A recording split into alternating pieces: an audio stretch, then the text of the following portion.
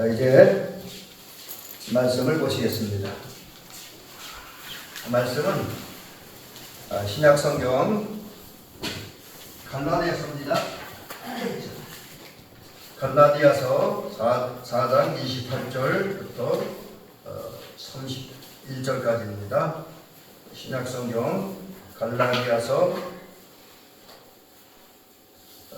4장 28절부터 31절, 갈라디아서 4장 28절부터 31절, 제 성경으로 307년부터 308년 사이에 있습니다. 성경에 따라 한되면 좀 차이가 있을 수 있습니다. 갈라디아서 4장 28절부터 31절, 다 찾으신 줄 알고 제가 천천히 봉독을 해드리도록 하겠습니다. 형제들아, 너희는 이삭과 같이 약속의 자녀라. 그러나 그때에 육체를 따라 난 자가 성령을 따라 난 자를 박해한 것 같이 이제도 그러하도다. 그러나 성경이 무엇을 말하느냐? 여종과 그 아들을 내쫓으라. 여종의 아들이 자유 있는 여자의 아들과 더불어 유업을 얻지 못하리라 하였느니라. 그런즉 형제들아, 우리는 여종의 자녀가 아니요 자유 있는 여자의 자녀니라. 아멘. 오늘 성서 인물사 지금 이제 계속 드리고 있는데, 이삭에 대한 얘기 8번째 시간으로 이삭에 대한 이야기 마지막 시간입니다. 다음 한 주간은 다른 설교를 할 예정이고, 그 다음부터 야곱에 대한 이야기를 또 쭉 진행하면서 성서 속의 인물들을 살펴보려고 합니다. 오늘은 이제 이삭에 대한 얘기 마지막 시간으로 모범적인 신앙인 이삭. 모범이라고 하는 것은 이제 배우고 본받을 만한 그런 믿음이 말하는데, 이삭이 가지고 있던 믿음 중에서 배우고 본받아야 할 부분을 한번 살펴보려고 합니다.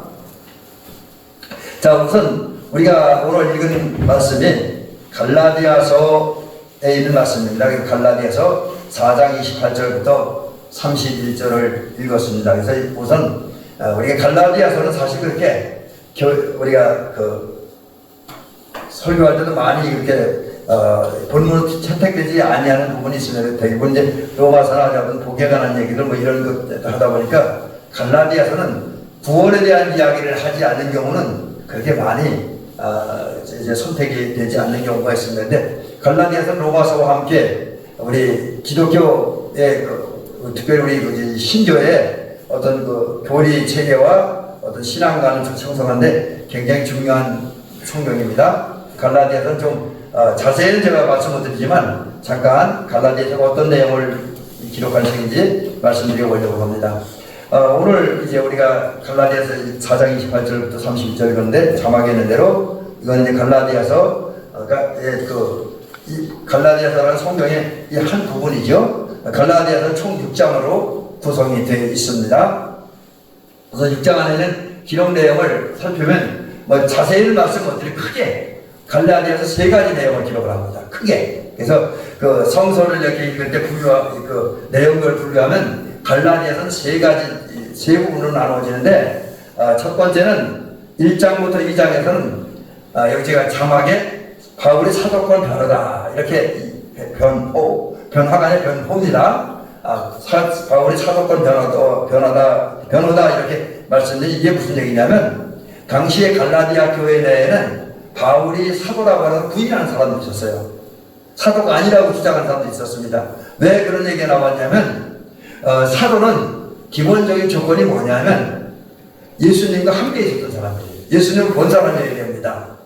그런 면에서 보면 12사도만이 사도가 12제자 있잖아요. 베드로를 비롯한 12제자만이 예수님의 예수 사도가 됐었는데, 사도 바울은 예수님이 세상에 계실 때는 예수님 따라다니지 않았거든요.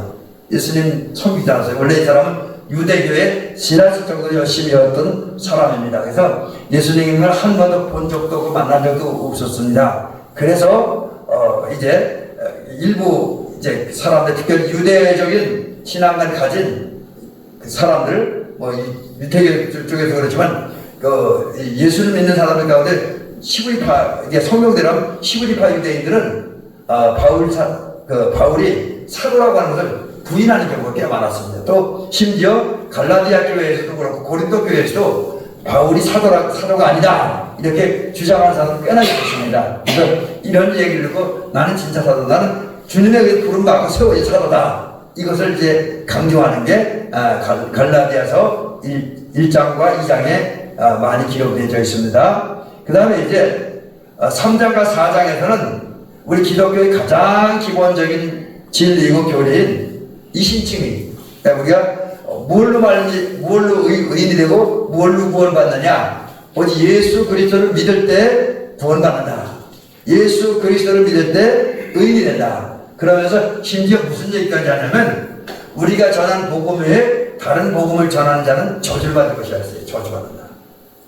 그래서 그런 심한 얘기까지 하면서 3장과 4장에서는 이제 믿음으로 말미암아 의인이 되고 믿음으로 구원받는다라는 사실을 이야기해주고 있고요. 그 다음에 이제 5장과 6장에서는 이제 하나님의 말씀을 듣고 은혜를 받은 사람들이 어떻게 살아야 돼, 삶의 문제를 따릅니다. 그래서 이제 복음을 실천해야 된다. 다른 말하면 들은 말씀대로 살아야 된다. 이것을 강조하는 게 갈라디아서 5장, 6장에 있습니다. 근데 이제 우리가 조금 전에 말씀드린 것처럼 우리가 읽은 갈라디아서 4장 28절부터 31절은 갈라디아서의 일부이고요. 근데 이제 특별히 오늘 우리가 읽은 갈라디아서 4장 28절도 원래 이렇게 성경을 이렇게 주석할 때나 해석할 때 보면 이게 이것도 또 나눠져야 돼. 왜냐하면 우리가 이제 성경을 이렇게 해석할 때 여러 자료들을 보거나 저들을 보면 갈라디아서 4장에서 똑같은 내용을 기록하는 게 4장 21절부터 31절에 있어요. 그러니까 그런 면에서 보면 4장 28절부터 31절은 또 한 본문 사이에 또 한 후반부에 해당하는 이야기다, 이렇게 이야기할 수가 있고요. 여기 갈라디아서 4장 21절에서 31절은 어떤 내용이냐면, 아까 제가 이거 말씀드리고 구체적으로 말씀은 안 드렸었는데, 율법과 복음이 어떤 차이가 있느냐, 율법과 복음이 어떤 차이가 있느냐, 이제 창세기 14장과 이제 또 14장 16장과 21장에 있는 말씀을 통해서 율법과 복음의 차이를 이렇게 이야기하게 되는 게 이제 오늘 갈라디아서 4장 21절부터 31절에 기록된 주된 내용입니다. 그 다음에 이제 여기 또 하나는 뭐냐면, 이스마엘이 이삭을 핍박했잖아요. 창세기에 보면 이스마엘이 이삭을 막 조롱하고 희롱해요. 그래서 사라를 화나게 하잖아요. 그 결과 어떻게 됩니까? 사라의 어떤 분노, 질투 이런 것 때문에 이삭과 이스마엘이 아브라함의 집에 쫓겨나잖아요. 근데 어쨌든 여기 보면 이스마엘이 이삭을 핍박했던 것처럼 율법주의자들은 율법을 근거로 복음을 받아들이겠다는 그리스도인을 박해한다. 그런 얘기가 이제 4장 21절부터 31절 사이에 기록되어 있고, 오늘 본문에도 이제 그런 얘기가 좀 나옵니다. 물론 오늘 그런 얘기 자세히 다루지는 않지만, 그 다음에 하갈과 이스마엘이 조금 전에 말씀드린 것처럼 이삭을 핍박하다가 또 심지어 이삭의 어머니이고 아브라함의 본부인 사라를 조롱하고 핍박하다가 쫓겨나잖아요. 그것처럼 율법은 이제 복음에 지배된다는 거예요. 그래서 율법으로는 사람이 구원을 받지 못한다, 이런 사실을 이야기해주고 있습니다. 자, 이제 이런 얘기 가운데 오늘 우리가 읽은 갈라디아서 4장 28절 31절은 아마 우리 장로님이나 권사님들이 이렇게 읽어보면 이삭의 얘기보다는 아브라함의 이야기를 주로 기록을 하고 있습니다. 근데 오늘은 여기 이런 본문을 가지고 이삭의 무엇보다 신앙이라는 주제를 가지고 이제 말씀을 이렇게 생각해 보니까, 저도 처음에는 이렇게 말씀을 대할 때 조금 이상하다, 이제 그런 느낌을 가졌었는데, 조금 자세히 읽어보니까, 성경도 읽어보고 제가 다른 이삭에 대한 이야기도 읽어보니까 이해가 갔어요. 그게 뭐냐면, 지금 여기 자막에 있는 대로 갈라디아서 4장 28절부터 31절 사이에서는 아브라함이 그 신앙을 이야기하면서 하나님께 순종하려고 하는 그 아버지의 의도, 그리고 아버지를 통해서 들려지는 하나님의 말씀을 순종하는 그런 이삭의 모습을 통해서 진짜 모범적인 신앙이 어떤 것이냐, 우리가 본받고 배워야 될 신앙이 어떤 것이냐 하는 것을 이제 잘 표현해 주고 있습니다. 그래서 오늘 이제 이런 갈라디아 4장 28절 31절 중에서 또 뭐 창세기를 인용해 가면서 이제 이삭의 모범적인 신앙, 우리가 본받을 만한 모범적인 신앙에 대한 이야기를 살펴보려고 합니다. 자, 세 가지를 오늘 크게 말씀드리려고 하는데, 왜 이삭이 우리가 본받을 만한 그런 신앙을 가진 사람이 되느냐. 여기는 이제 오늘 크게 두 가지 측면에서 그 얘기를 하고, 그 다음에 결과가 뭔가를 말씀드려 보려고 하는데, 첫째는 이제 여기 자막에 나간 대로 이삭이 모범적 신앙, 우리 본받을 만한 신앙을 갖게 된 신적 배경. 그러니까 이제 이삭이 훌륭한 신앙을 갖고 우리가 본받을 만한 신앙을 갖게 해서 하나님이 어떠한 일을 하셨느냐. 하나님 어떤 역사가 있었기 때문에 이삭이 모범적 신앙을 갖게 됐느냐. 이걸 살펴보려고 합니다. 여기서 세 가지를 이야기하는데, 첫째는 하나님의 선택하심이 있었다라고 하는 거죠. 하나님의 선택. 자, 이삭은 하나님의 백성으로 또 약속의 자녀로 더 나아가서 모든 사람들의 믿음의 조상으로 이스라엘의 육신의 조상 가운데 한 사람으로 선택이 되어졌습니다. 근데 여기 좀 살펴보면 여러분 우리가 잘 알다시피 아브라함에게는 아들이 이삭만 있었던 건 아니지요. 물론 약속의 자녀는 아니지만 또 하나님 방법대로 태어난 건 아니지만 그래도 아브라함에게 또 다른 아들이 한 명 있었어요.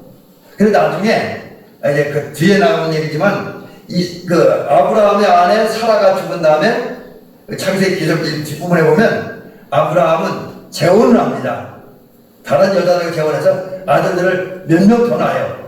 그래서 그 아들까지 포함하니까 아브라함의 아들 총 7명입니다. 7명. 근데 이제 그렇게 많은 아들들 가운데 특별히 이삭과 이스마엘이라고 하는 두 아들 가운데 하나님은 이삭을 하나님의 백성으로 약속의 자녀로 선택을 하셨습니다.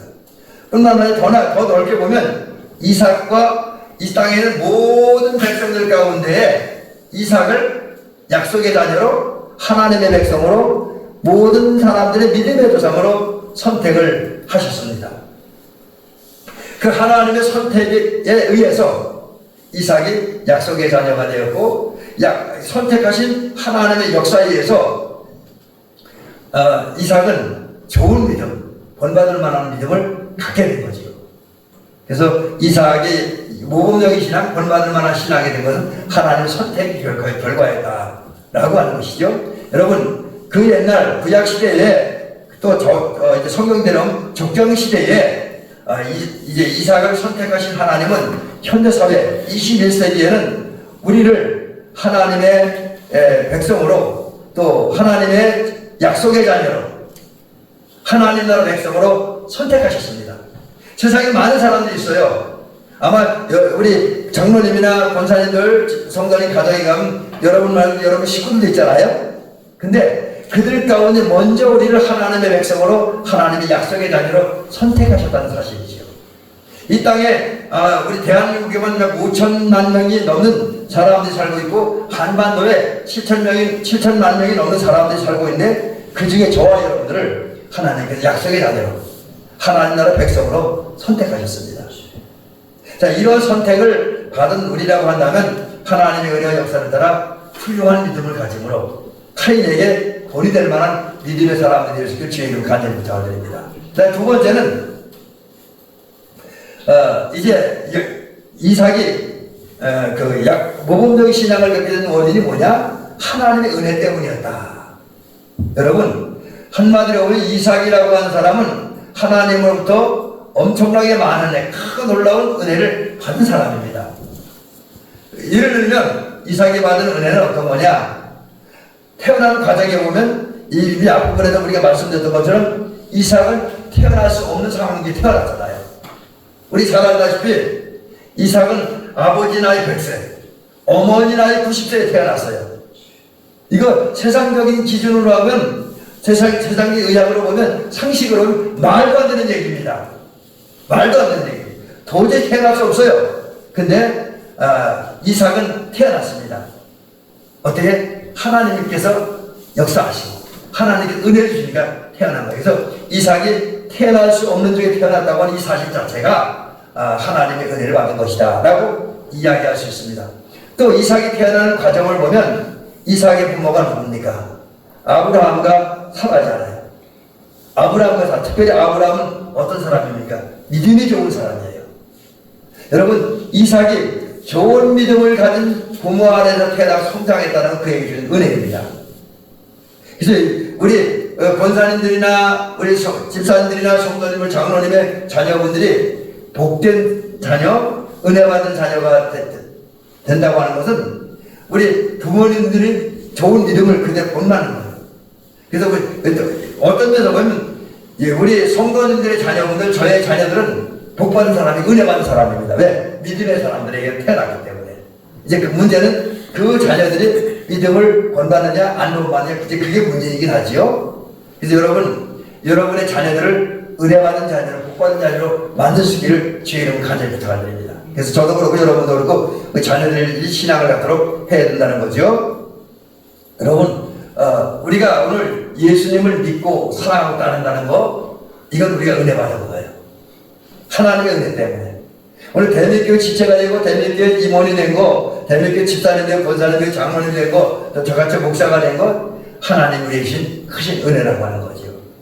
또 그 하나님의 은혜로 말미암아 우리 하나님의 자녀가 되고 제자도 되었어요. 또 친구도 되었어요. 예수님은 우리 종이라 하지 않고 친구라고 말했어요. 제자라고 말했어요. 그러니까 그래서 이삭이 하나님의 은혜를 받고 하나님의 은혜 가운데 성장했기 때문에 누구든지 본받을 만한 훌륭한 믿음을 갖게 되었던 것처럼 저와 여러분도 하나님의 은혜를 받아서 예수님을 믿고 사랑하고 따르고 주님의 주님의 자녀, 주님의 친구, 주의 제자가 되었으니, 주의 양이 되었으니 은혜 받았던 것을 기억하시고 이제 그 은혜에 감사해서 하나님 도움 가운데, 은혜 가운데 남들이 본받을 만한, 또 주변 사람에게 인정받을 만한 그 좋은 믿음을 가지시기를 주의 이름을 간절히 부탁을 드립니다. 그 다음에 세 번째는 이제 하나님의 은혜로 이삭이 모범적이 되게 한 하나님의 역사가 다른데, 강권하신 하나님의 역사. 나 이름은 강권이라고 하는 것은 이제 그 말은 제가 한글로 찾아보니까 사전에 그렇게 되어 있더라고요. 다른 사람의 다른 세력을 힘으로 어떤 다른 명령을 받은 자, 가르침을 받은 자가 항거할 수 없는, 도전할 수 없는, 거역할 수 없는 강력한 힘을 가지고 어떤 사람이나 어떤 단체를 이끌어가는 것, 다스리는 걸 강권이라고 합니다. 그래서 어떤 목사님은 이 표현을 그렇게 얘기하더라고요.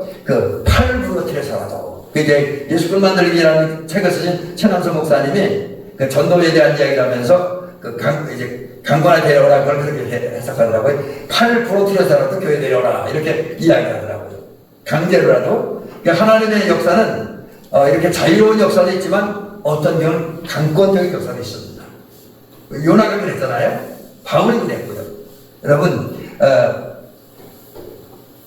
우리 이제 특별히 이삭의 출생 과정에 보면 90세가 다 된 사라가 임신을 했다.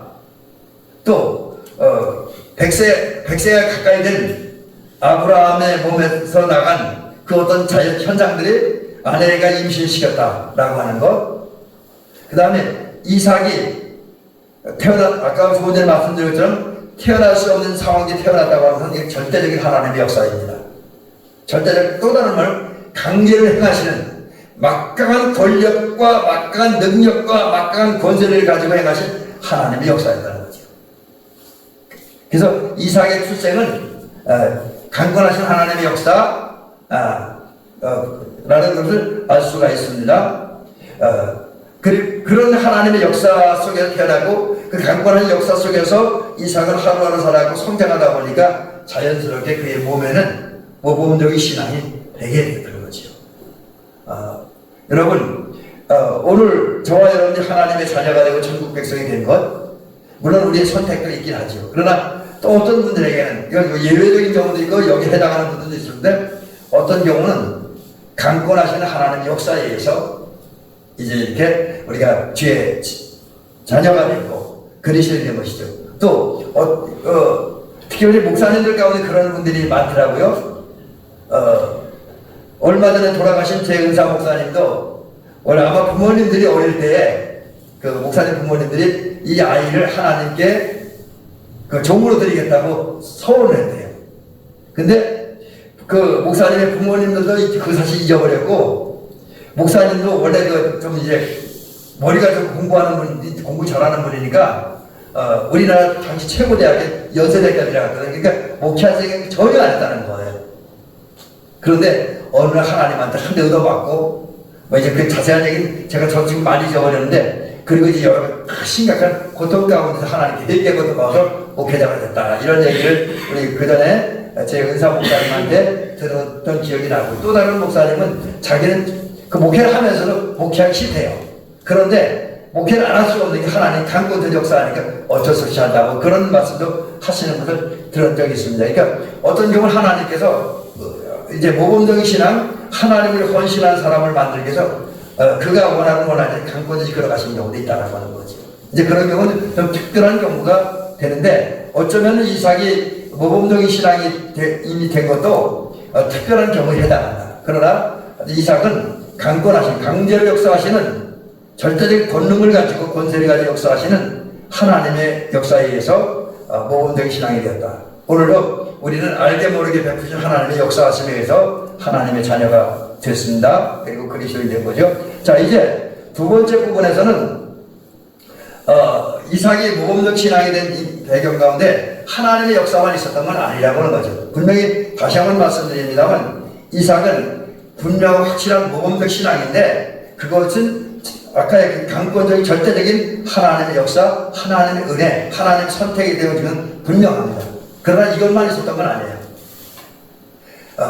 이것만 있었던 건 아니고 또 다른 면이 있었는데, 그거는 이삭이라고 하는 사람의 신앙적 열심, 신앙적 순종, 그리고 거기서 나온 그 열정적인 순종하는 삶, 이것이 있었기 때문에 이삭이 이제 모범적인 신앙을 갖춘 그런 사람이었다. 그래서 우리들도 하나님의 은혜로 우리가 이제 이렇게 모범적인 신앙이 될 수 있지만, 또 하나는 우리가 모범적 신앙을 가지려면 우리보다 앞서 신앙생활함으로 우리의 본이 되는 신앙생활을 했던 이삭에 대해서 좀 배우고 본받을 필요가 있습니다. 물론 이삭뿐만이 아니고 시브리서 11장에 보면 많은 믿음의 사람들의 이야기가 등장을 하는데, 그분들의 믿음을 우리 한번 살펴보고 그분들의 믿음을 배우고 그분 살아갈 필요가 있다. 그럴 때 우리가 하나님도 도우시고 우리의 어떤 열정, 헌신, 노력에 의해서 이제 그 큰 믿음을 가진 사람이 또 모범적인 믿음을 가진 사람들인데, 좀 더 그것을 살펴보면 이삭이 어떤 모습으로 살았기 때문에 모범적인 신앙이 됐느냐, 하나님의 역사가 있었고 그가 한 일도 있어요. 첫째는 순종 때문이다. 순종 때문이라는 거죠. 이삭은 모범적인 신앙이 되는 그 원인이 뭐냐? 여러 가지 많은 얘기를 하실 때 가장 중요한 것이 순종입니다. 순종. 우리가 이삭을 생각하면 제일 많이 생각되어지는 게 뭐냐면 순종과 온유입니다. 이삭은 순종과 온유를 살았던 사람입니다. 실제로 그런 사람이었기 때문에 이삭은 하나님의 많은 사람들과 하나님의 백성을 선택할 때 선택을 받아들인 거예요. 어떤 사람은 하나님 선택을 끝까지 거절하다가 혼난 사람도 있는데, 이 사람은 혼나기 전에 하나님 선택하고 하나님 부르실 때 그 선택과 부르심을 받아들이고 순종을 했습니다. 그뿐만 아니라 이 부분도 앞부분에 많이 얘기를 했고 우리 잘 아는 얘기지만, 이삭은 하나님의 명령을 받아서 자기를 번제물로 하나님께 드리려고 한 아버지의 의도, 아버지 신앙적 계획을 받아들이고 그거 따르려고 했어요. 그게 순종이죠. 또 뿐만 아니라 이제 자기를 번제물로 받으려고 하는 하나님의 뜻에도, 하나님 명령에도 순종했습니다. 그래서 제가 자막에 번제물로 받으려고 하는 하나님과 아버지에게 순종했다, 이렇게 이제 기록을 하고 있죠. 근데 이렇게 이삭이 순종하는 것은 그에게 하나님이랑 견고한 믿음이 있었기 때문이다. 순종은 믿음이 없이는 할 수 없어요. 믿음이 있는 사람만 순종할 수 있습니다. 자, 그러므로 우리도 이제 이삭과 같이 하나님을 믿고 그 믿음으로 순종하는 사람, 특별히 하나님의 부름, 하나님의 뜻, 하나님의 사명에 순종할 때 우리도 모범적인 신앙인이 될 수 있다라고 하는 거죠. 두 번째는 이삭의 열심 때문입니다. 열심. 이 사실은 어떤 데서 보면 이 열심이라는 우리의 가장 큰 무기가 되어지는 것도 사실입니다. 이삭은 열심히 신앙생활을 했어요. 신앙생활을 열심히 했습니다. 그 섬기는 거, 또 기도하는 거, 또 말씀 읽고 듣고 묵상하는 데까지 열심히 했습니다. 그게 뭐냐면 증거가 이런 건데, 이제 이삭이 태어나고 성장을 해서 결혼할 나이가 됐어요. 그러자 아버지 아브라함이 자기 집에 늙은 아이를 하란으로 보냅니다. 왜 보내냐면 며느리감 된 여자를, 이삭의 아내 된 여자를 구해오라고. 그때에 이제 말을 듣고 아브라함 집에서 일하는 늙은 종이 하란으로 이삭의 아내를 구하러 갔어요. 그때 이제 이삭은 뭐냐면 들에 나가서 묵상했습니다. 하나님의 역사하시고 하나님의 계획, 또 이제 하나님을 자기가 어떻게 동참할 것이냐, 또 뭐 이런 것에 대해서 깊이 생각하는 그런 시간을 가졌죠. 뿐만 아니라 이삭은 결혼한 후에 아내가 임신하지 못했어요. 그때 아내의 임신과 자녀의 출산을 위해서 열심히 기도했습니다. 그러니까 이제 이런 부분에서 이삭은 열심히 있는 신앙인이었다. 그래서 모범적인 신앙인 사람이 됐다는 거죠. 그래서 우리도 이제 열심히 신앙생활을 해야 됩니다. 요즘에는 우리가 지금 열심히 너무 떨어지는 그런 모습을 우리 모두에 발견하는데, 이제 우리는 열심히 회복해야 돼요. 우리가 모범적 신앙이 되고 하나님의 은혜와 복을 받으려면 열심히 신앙생활해야 됩니다. 구체적으로 예배드리는 일 열심히 내야 되고, 기도하는 일 열심히 내야 되고, 찬양하는 일 열심히 내야 되고, 또 섬기는 일, 또 말씀을 읽고 듣고 묵상하는 일, 이런 것에 열심을 내야 돼요. 묵상한다는 깊이 생각하는 거죠. 자, 이런 일에 열심을 낼 때 하나님의 은혜 가운데 우리는 모범적인 신앙을 갖춘 사람이 될 수 있다고 하는 거죠. 그 다음에 인내했습니다. 인내. 이 부분도 앞부분에 많이 얘기되던 건데, 이삭의 삶은 이제 인내한 삶이었어요. 어떻게 인내하냐? 하나님의 백성으로 하나님의 자녀로 사는 데 열심을 냈는데, 열심히 사는데 그것이 순간적으로 탁 반짝했다 사라지는 그런 게 아니라 끊임없이 지속하는, 인내하면서. 그러니까 인내하면서 열심히 신앙생활한다는 것은 꾸준히 수십 년, 어릴 때부터 죽을 때까지 인내하면서 하나님을 섬겼고, 말씀을 묵상했고, 기도를 했고, 순종을 했고, 온유를 실천했다. 인내하면서, 특별히 이제 가나안 땅에 기근이 있었을 때 이삭은 블레셋 땅인 그랄 지방에 가서 살게 되어집니다. 그래서 농사를 지었어요. 거기서 농사가 잘 되고 성공했는데 100배의 수출을 얻었으니까, 근데 그랄 왕과 블레셋 사람들의 계속적인 위협과 도전과 어떤 자존심 상하는 일을 많이 당했습니다. 근데 그렇게 괴롭힐 때 그는 온유했잖아요. 근데 한두 번 온유하는 게 아니라 시간이 얼마든지 그 성경에 자세히 기록되지 않지만 적어도 몇 번 위협을 받고 또 농사 짓고 잘 되고 이런 걸 보면 적어도 몇 년은 될 거예요. 몇 년 동안 끊임없는 블레셋 사람들의 도전과 위협과 어떤 모욕, 착취 이런 것을 당하면서 싸우지 않고 참으면서 끝까지 인내하면서 온유를 실천했습니다. 또 하나는 야곱이 장자권을 탈취하기 위해서, 다른 말로 좀 심한 얘기 쟁취하기 위해서, 또 빼앗기 위해서 에서를 속였잖아요. 또 자기도 속였어요. 근데 그때도 화가 났지만 그때도 인내하면서 오랫동안 참았습니다. 이런 모습을 볼 때 이삭은 인내한 사람이었는데, 우리는 참고 기다리는 인내가 필요하다. 신앙생활은 하루 이틀 순간에 끝나는 것이 아니라 제가 표현하기 마라톤 경기라고 표현합니다. 마라톤은 41.19km 달리는 거잖아요. 그러니까 그와 같이 신앙생활은 우리가 예수 믿는 순간부터 하나님 나라 가는 그 속에 지속적으로 해야 되기 때문에 인내하지 않으면 안 돼요. 여러분, 인내하는 신앙생활 될 수 있길 바랍니다. 기도할 때도 신앙생활 모든 것을 인내하면서 신앙생활해서 이제 우리들이 모범적인 신앙이 될 수 있길 바랍니다. 자, 이제 마지막 부분, 이렇게 이삭이 하나님의 역사와 자신의 열심, 순종 이런 것 중에서 모범적인 신앙이 되는데, 그 결과가 뭐냐? 열매. 모범적인 신앙을 가졌을 때 그가 맺은 삶의 결과가 뭐냐는 거죠. 이거 이제 여기는 유익이라고 하는 말씀에 제가 자막을 좀 달고 써놨는데, 유익은 도움이 되는 거예요. 도움. 이끌어 도움이 된다. 뭐 그런 건데 아주 그런 거고요. 이삭은 모범적인 신앙생활을 했고요. 그 결과 그의 삶에 여러 가지 유익을 가져왔습니다. 큰 유익을 가져왔는데 첫째는 하나님께 영광 되는 삶을 살았습니다. 이거는 이삭이 이제 하나님의 선택과 부르심에 순종했고 하나님의 역사에 믿음으로 순종하면서 동참을 했습니다. 그럴 때 강권의 역사하시는 하나님의 은혜를 받았습니다. 순종하니까, 역사 동참하니까 강권적인 은혜를 받았습니다. 또 순종하면서 온유한 가운데 삶으로 그는 대적들과의 끊임없는 싸움과 도전에서 승리했습니다. 특별히 블레셋과의 싸움에서 승리했죠. 그럴 때 살아계신 역사하시는 하나님의 능력을 경험했고 또 그거는 단순히 그의 경험으로 끝나는 것이 아니라 그의 삶 가운데 나타나는 하나님의 역사, 곧 계속 복 주시는 은혜 주시는 그런 역사는 이방 사람들에게도 하나님의 살아계심과 능력과 역사하심을 드러내는 확실한 증표가 되었던 것이죠.